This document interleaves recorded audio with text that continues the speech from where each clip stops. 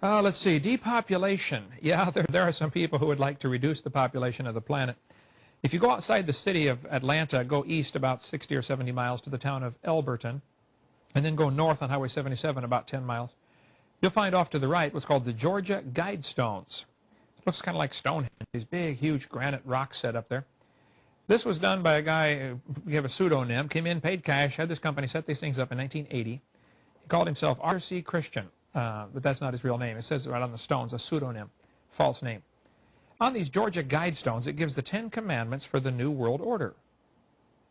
10 Commandments for the New World Order. The first commandment was to maintain humanity under 500 million. I went there and looked at those things and said, now, hold on a minute. Today's population is 6 billion. They want to maintain humanity under 1/2 billion.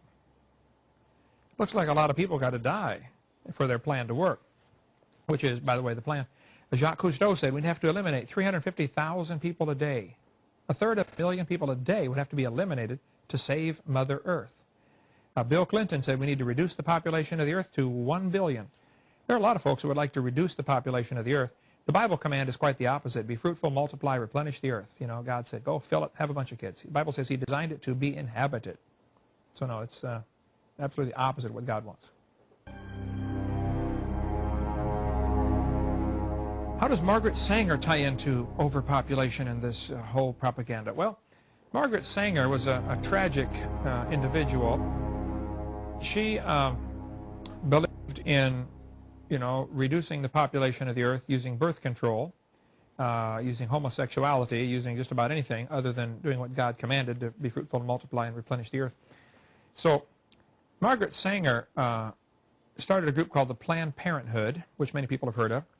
They are one of the key people today in the abortion industry. I mean, absolutely murdering.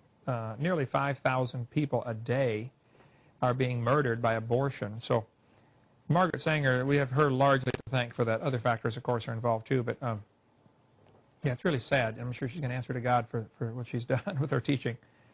She taught that inferior races like blacks and Jews and Hispanics really need to be eliminated.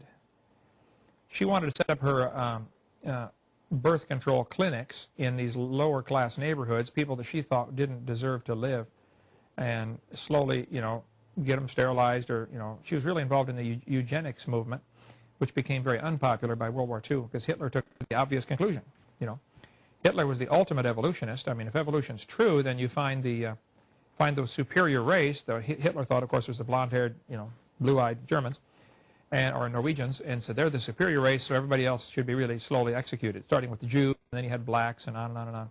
Yeah, Margaret Sanger is a tragic person in history, and what she did is much worse than Adolf Hitler. Hitler only killed like 6 million.